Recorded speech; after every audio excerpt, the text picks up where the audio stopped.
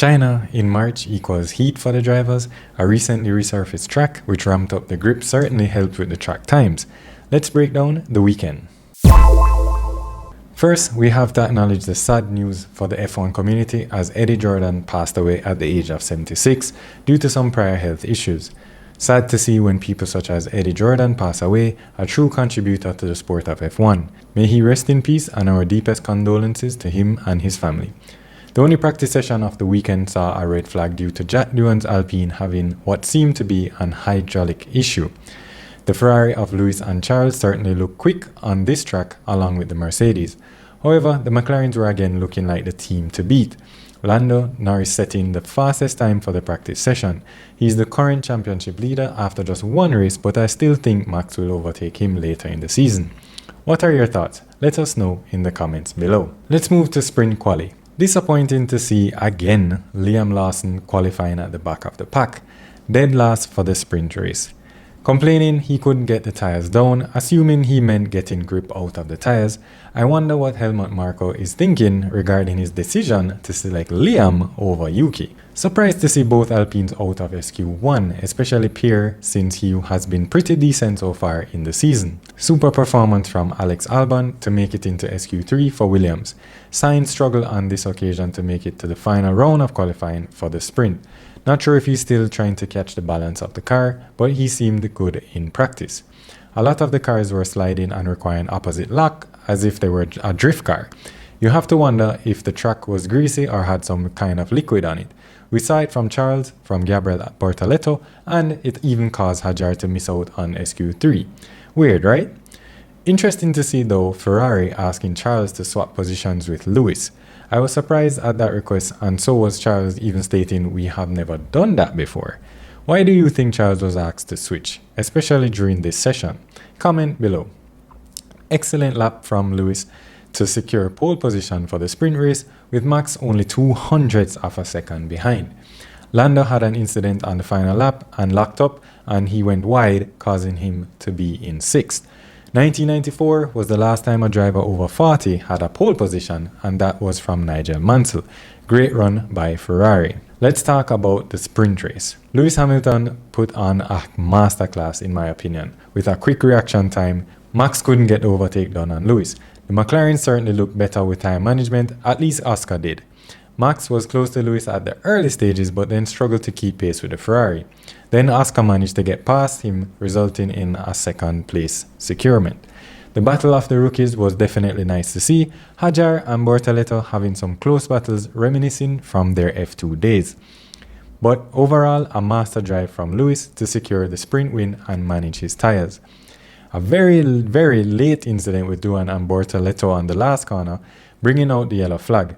And also had Doohan receiving his first post-race penalty of his rookie season, something to keep an eye on, and I'm sure the Alpine team would try to prevent this in the future.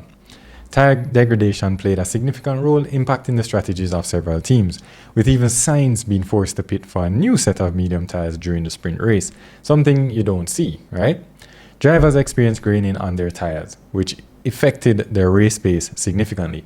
We heard Antonelli and Max Verstappen complaining about tires being completely gone, especially the front left, given the layout and clockwise direction of the track in China. I'm sure it didn't help that the surface was completely redone recently before the GP, causing even more tire deg. Let's move now to quali, and an interesting quali session indeed. Liam Lawson again at the back of the pack. Was it the car or was it Liam?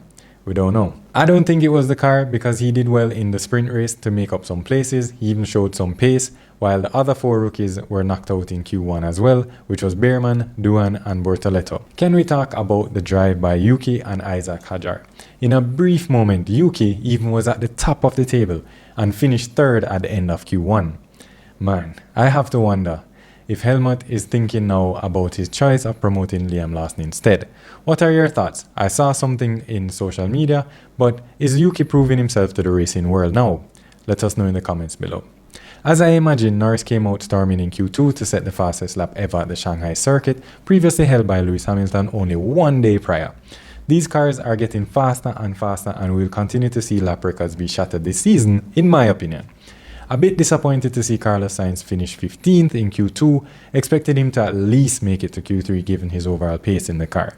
Can Carlos win a race this season? I ask it again. Tell me your thoughts in the comments below. First pole position for a race for Piastri, mega drive from him, and a last-ditch effort from George Russell to split the McLarens of Piastri and Norris.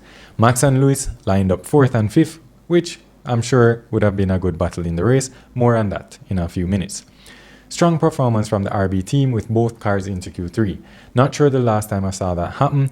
Glad to see Hadjar making a true impression and showing his talent after that disaster in Melbourne.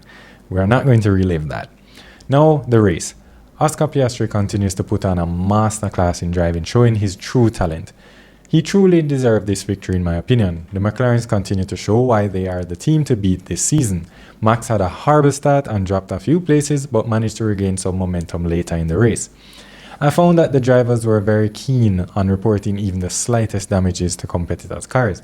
Yes, that's good from a strategy standpoint, of course you want to do that, but I think it's more from a competition view, making sure the stewards and everyone listening be aware of the issues to hopefully get the other driver sanctioned, whether a 5-second, 10-second penalty. Alonso was the first to retire his car with some braking issues on the rear axle. Pierre Gasly reported on track seeing fire from the rear right brake, leading to Alonso retiring from the race. A tough start to the season for him and the Aston team. Did you expect Aston to be more in the runnings closer to the front this season due to the move of Adrian Newey to the team, or is it too early? Let us know below in the comments. A DQ for Gasly, Hamilton and Leclerc. Wow, this one was a shocker to me this morning.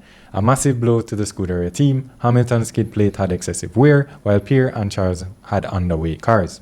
With the disqualification of 3 drivers, we see the Haas team scoring points from both drivers. I couldn't tell when was the last time I saw that.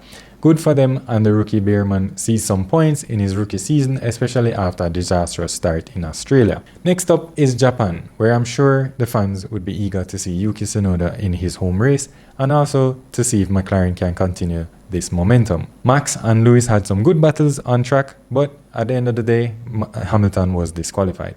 That's all the time we have for this episode, but be sure to check out our other episodes of Let's Talk F1, share your comments below and join the discussion, and consider subscribing to the channel. It helps us out a lot. Also check out our merch at ModzCity.com. We feature some F1 inspired merch as well. Thanks so much for watching. Until next time, this is Let's Talk F1.